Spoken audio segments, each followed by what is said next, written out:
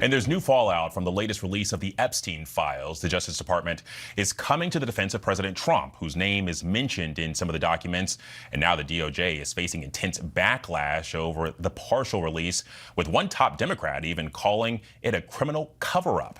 ABC News senior White House correspondent Selena Wang has the latest from near Mar-a-Lago there in Florida, where the president is spending the holiday week. And Selena, what do we know about the timing for any additional document release?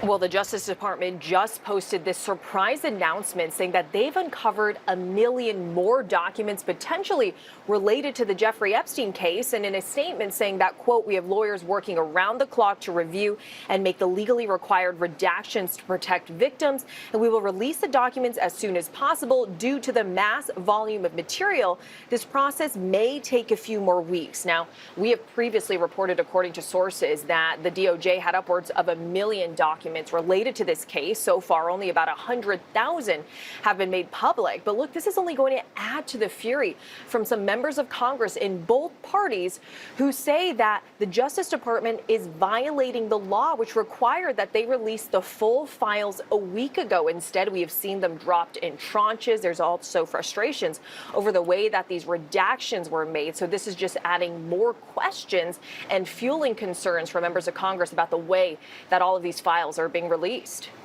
Well, and Selena, we heard from Deputy Attorney General Todd Blanche over the weekend, who said the same individuals who are out there complaining about a lack of documents that were produced Friday are the same individuals who apparently don't want us to protect victims. But I'm curious, how is President Trump reacting to this latest release of documents?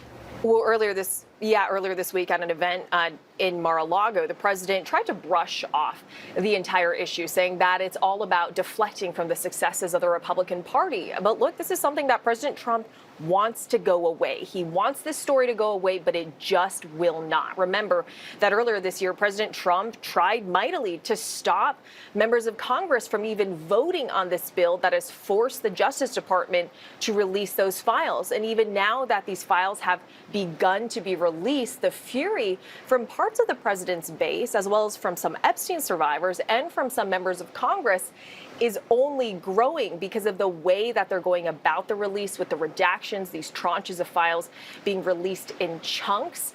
Some members of Congress claiming that there is a real lack of transparency here.